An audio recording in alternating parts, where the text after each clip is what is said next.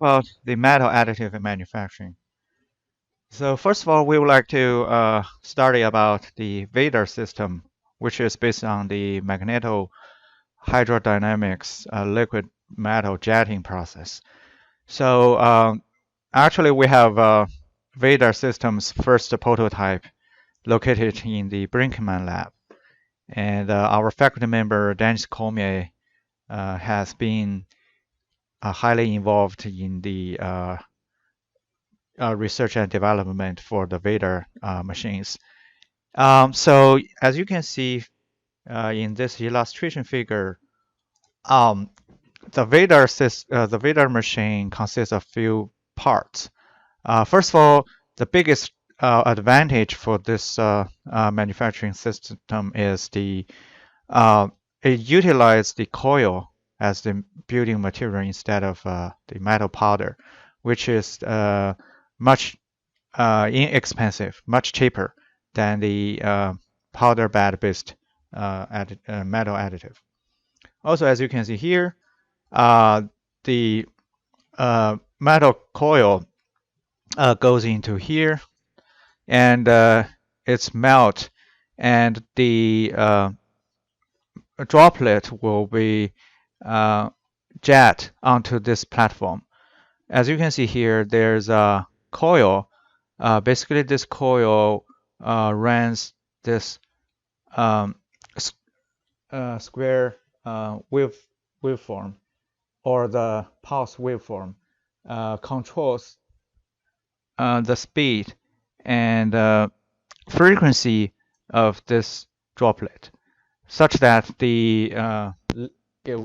each of the layer will be formed through this jetting process, and so on and so forth. As I mentioned, the cost is the biggest benefit for this process. For other metal additive manufacturing, they utilize the metal powder. So the metal powder is much more expensive than um, than the metal with the same amount of weight, but in different form, like in the bulk form. It's much more expensive. It's more like 5 to 10 times more expensive, right? So it, to make the metal additive more popular, it is essential to reduce the cost, right? Another advantage is there's no need to recycle the metal powder for the Vader system machines, right? Because in the uh, process using metal powder, you have to always recycle. Basically, you need to fill the um, whole vat, whole box full with metal powder. And each of the time, even you do not need that much. You still need to fill the whole space. Then for the one in sorry, for the metal powder have not been used in the building, you have to recycle them. Then it brings another problem. For many applications like those aerospace or biomedical applications, uh, they require to trace the material.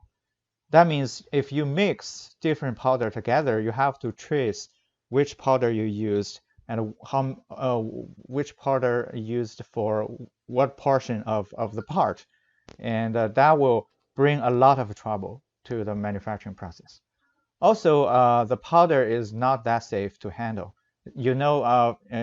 Especially some of the aluminum powder, right? It's very easy to get on fire or even explosion.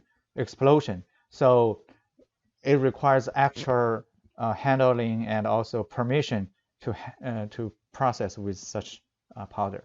All these will not be a problem for the Vader system machines.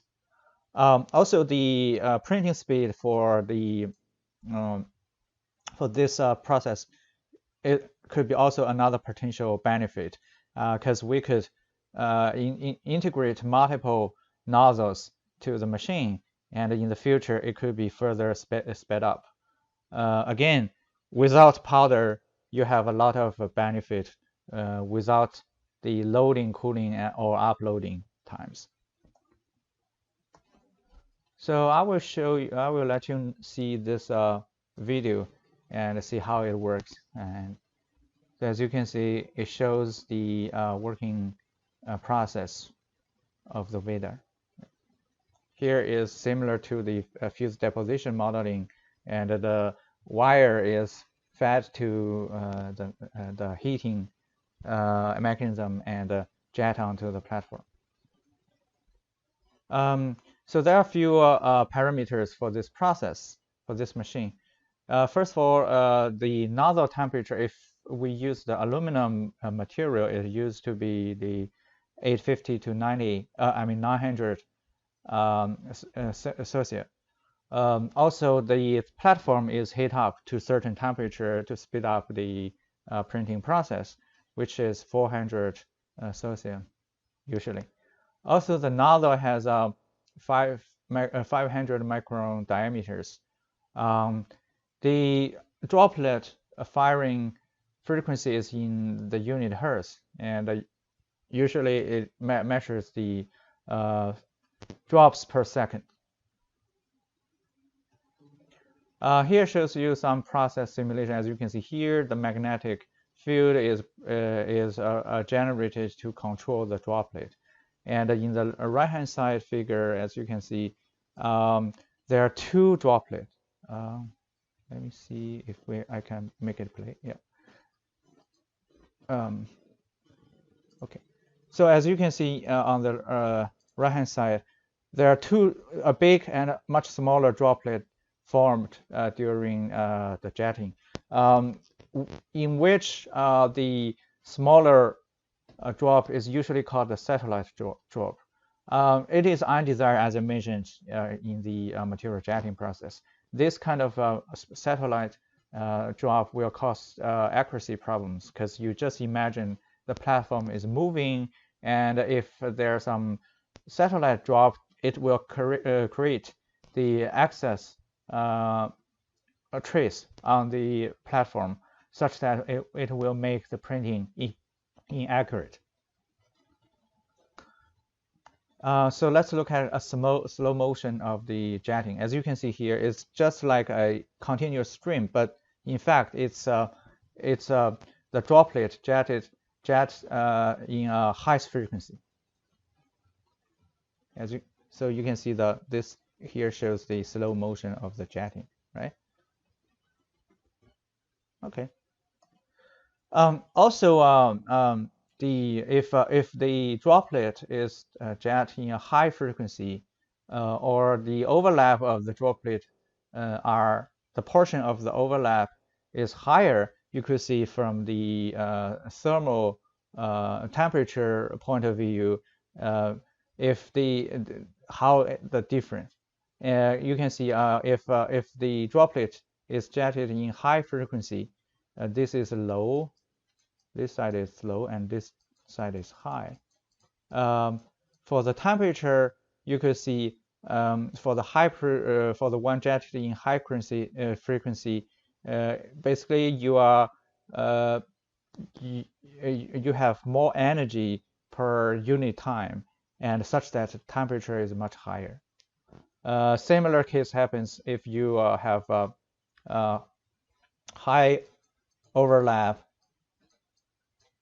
versus the one with low overlap.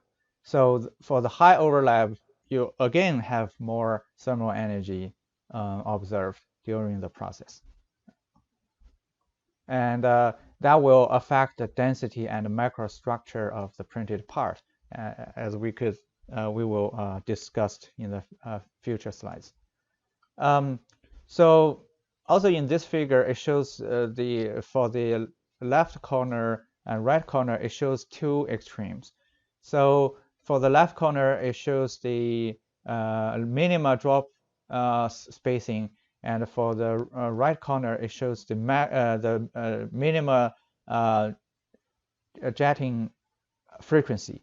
As you can see, obviously with these two extreme, they are not in good quality, printing quality. What we actually looking for is something like this. So the trace will more like a straight line. It's not too much. There are not too much material or too less. Too little. Basically, that's the desired trace we would like to produce using the printing process. Also, we can find some idea about the relationship between the jetting frequency and also the jetting temperature. So basically, all the combinations suggest a possible surface quality this process could produce. Obviously, this one shows a best combination. So another calculation part. So basically, the known condition for this process usually are the mass per drop, right? And the density of the metal. And also the jetting frequency, the desired width and height of the printed track. So if you look at this figure, so let's see, this is the track, and it's in a in this shape, and here is the cross section. It has a height and a width over here. So with all this information, how could you calculate the printing head velocity? So we could look into some details like this. So first of all, basically what you need to know is first the frequency, jetting frequency, and also the volume per droplet. So basically, if you assume the volume is a spherical shape, a sphere, then you can use the volume of the sphere to compute the volume of the droplet. And by multiply the two together, then you will have the volume per second, right, to jet. Then you just divide the area, cross-section area, which is in this. And after that, you will have the linear printing head velocity. Okay, if you have the printing head velocity known, so what's the drop spacing? Again, you just need to divide the the jetting frequency. You just need to divide the velocity by the jetting frequency, and then you will have the drop spacing. So if you know the drop diameter and what is the drop overlap as percentage of the diameter. So to think about this, we have two extreme cases. So one extreme case is basically the two are fully overlap. That's the 100 overlap. And another extreme case is it does not overlap at all. For example, like this. It touches each other, just in touch, but no overlapping at all. So in the two cases, basically in the first one, the drop spacing is 0, right? And you substitute this drop spacing to this equation. Basically, that's the you just use the drop diameter, subtracting the drop spacing, and over this drop diameter again, and then you will have a percentage which is 100. Similarly, for this case, you have a 0%. So that's how you compute the percentage of the overlapping of the diameter. So another very interesting aspect is the thermal control for the microstructure. As you can see, if we use this 4043 aluminum material, and if the thermal control is not good, meaning if the substrate is in a cooler temperature than the droplet, what happened is something like this. You can see there's a very clear distinction between each of the layers because there's no melting during the process. That means the first layer and the second layer will not be diffused together, which is undesired, right? You don't want to have the printed part in different segmentation instead of a whole unit part, right? Another very interesting aspect is this perception hardening for the alumina alloys. So there are 2000, 6000, and 7000 series alloys. Basically, that's the combination of the aluminum with other elements.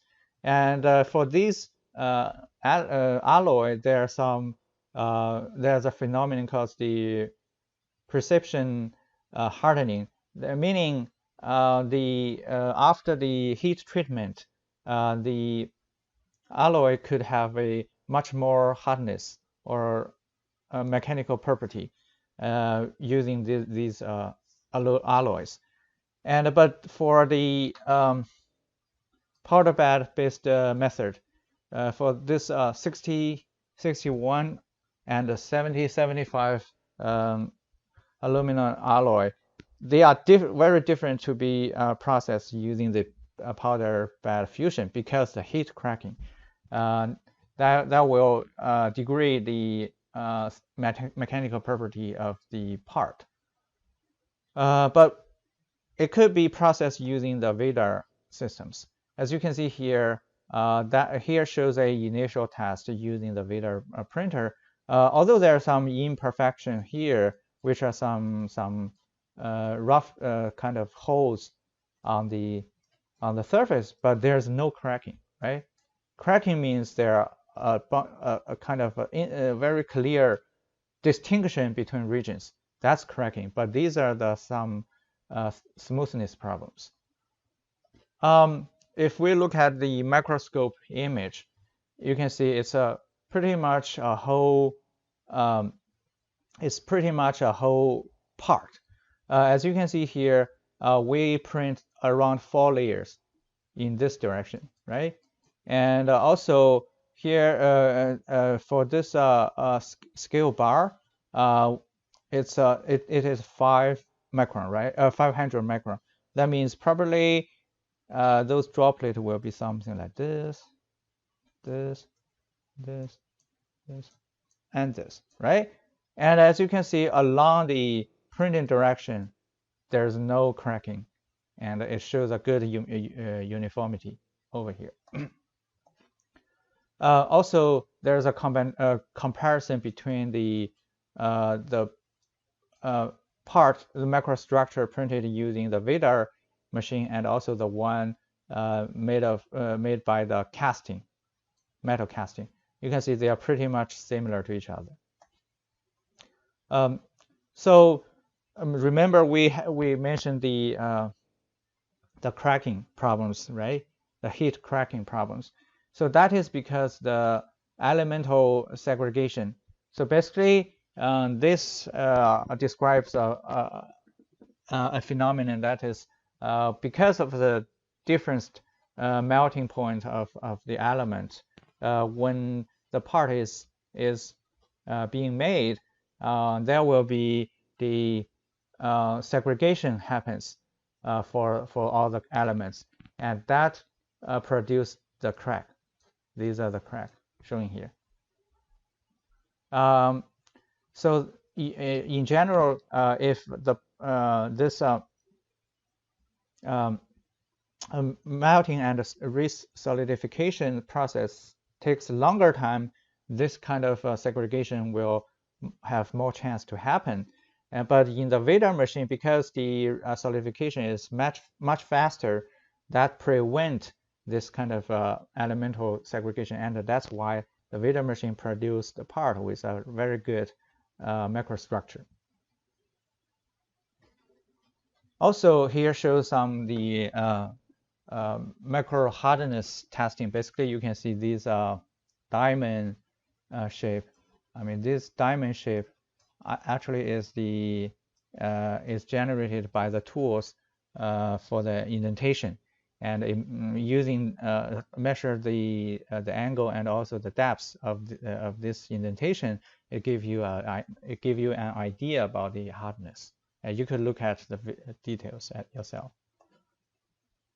Another good property for this process is it's possible to achieve a support-free jetting.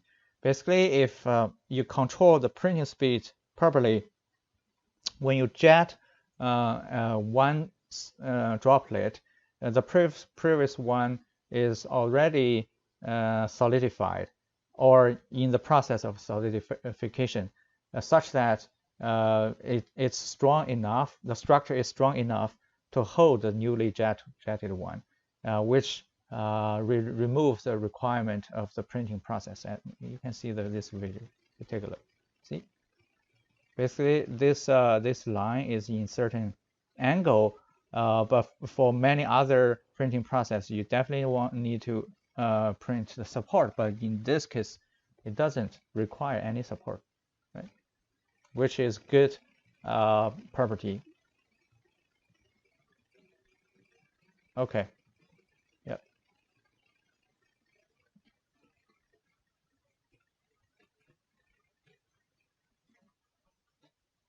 So that is possible for the this printing process to print the lattice structure without the support material. Okay, you can see the angle become larger and larger, and it turns out it does not require any support. So as you can see here, I'm sorry. As you can see here, it shows a relationship between the drop spacing and also the pillar angles. So when the angle decreases, the drop spacing increases, and it turns out it's roughly on a same straight line, which is a very good property. And that's how this kind of printing without any support is possible. Basically, when when printing a smaller angle, what you need to do is just increase the droplet spacing, and you will have similar property during the printing process. So as I mentioned, because this support-free jetting, it is possible to print some lattice structure like this. Just imagine you embed this lattice structure in a solid shape.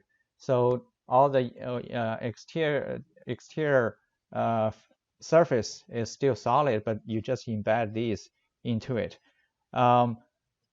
This kind of model cannot be printed using the powder bed fusion-based method, because in those methods, it is not possible to take the powder out of the solid surface. But in this case, it's definitely possible, right? In the using the VIDAR system machines. Due to superior manufacturing and ink ejection methods, new microfine droplet technology produces significant advantages in accuracy, print quality, and speed, the most basic requirements for a printer.